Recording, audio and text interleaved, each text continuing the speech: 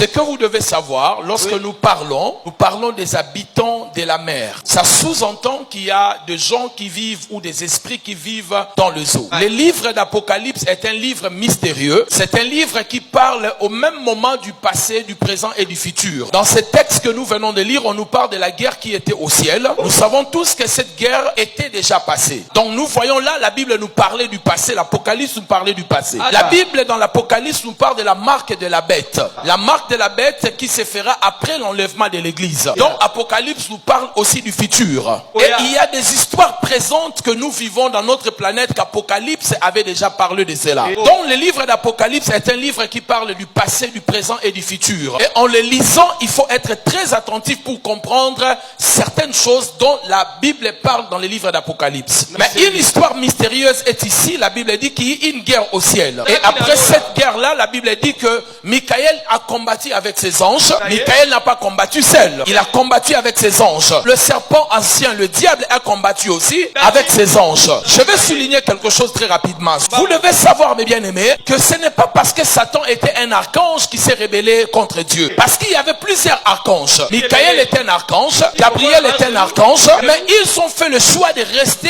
loyal envers Dieu. Mais Lucifer a pris la décision de se rebeller contre Dieu. Et dans cette bataille, le Christ n'a pas combattu. Lorsque Lucifer s'élève contre Dieu, Dieu n'a pas combattu. Et puis le Christ n'a pas combattu. Parce que le Créateur ne combat pas sa créature. Quelqu'un me dit amen bien. Même quand le Christ est entré dans le monde, parlant de cela, il dit ceci. Je voyais Satan jeter. Il n'a pas combattu. Lui, il était observateur pendant ce combat. Il était en train de regarder comment ça s'est passé. Il a vu les deux créatures en train de se battre, ou plusieurs créatures en train de se battre. Et lui, il était en train d'observer.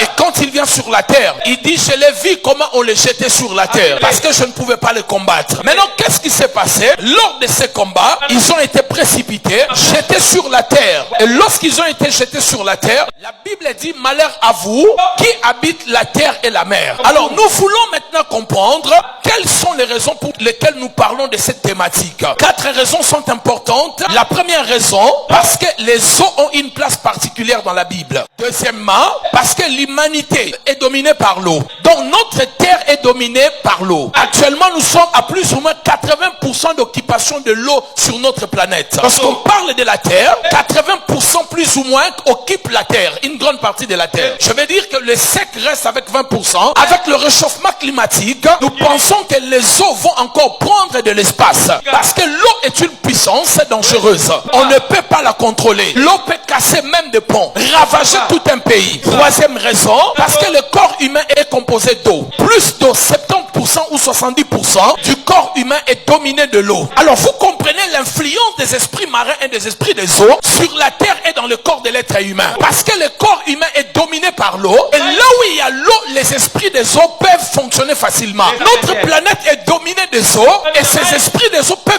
travailler facilement. C'est pour cela, même parlant de mari et de femme de nuit, ce sont des démons qui travaillent avec des liquides. J'en parlerai plus tard. C'est pour cela, même une jeune fille ou un jeune garçon qui est dominé par un esprit des eaux, aussi longtemps il n'a pas encore commencé à avoir des liquides sous forme de la menstruation, sous forme de sperme, des fois les démons ne peuvent pas se manifester jusqu'à ce qu'ils vont voir les débuts des liquides. Et j'en parlerai plus tard dans le futur. Quatrième vérité, parce que partout où il y a l'eau, dans cet environnement-là, l'ennemi attaque sérieusement. Quelqu'un me dit amen bien. Alors quand Satan a été précipité, la Bible nous fait voir, il a été jeté sur la terre. Mais quand on lit la Bible, à cette époque-là, le secte n'existait presque pas. Vous remarquerez que la Bible dit dans Genèse chapitre 1, au commencement, la terre était informe et vide. Et qu'est-ce qui s'est passé? L'Esprit de Dieu s'est mouvé au-dessus de quoi? Des eaux. Parce que l'eau était plus dominante que la terre qui était sèche ou sec. Et quand ces esprits sont descendus,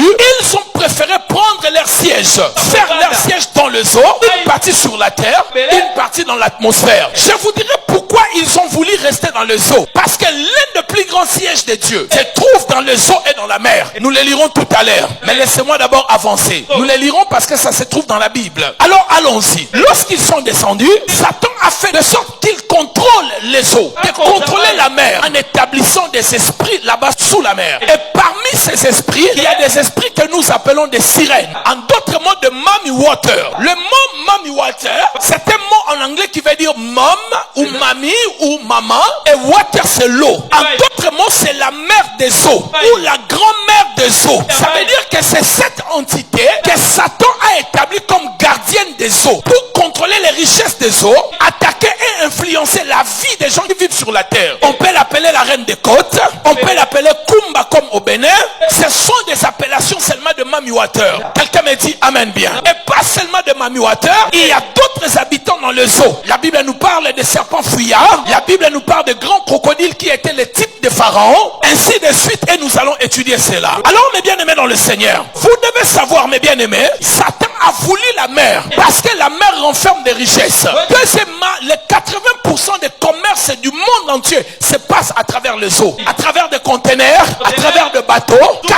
80% des commerces, ça ne se passe pas au niveau aérien, mais c'est au niveau fluvial. Les véhicules, les grands engins, toutes ces choses qui arrivent d'un pays à un autre passent à travers les eaux. Et lui, il aime contrôler les eaux pour contrôler les richesses. Deuxièmement, parce qu'il sait que Dieu avait un siège dans les eaux. Lui aussi, il voulait avoir un siège dans les eaux. Ézéchiel chapitre 28, verset 2. Fils de l'homme, dit au prince de Tyr, ainsi parle le Seigneur l'Éternel.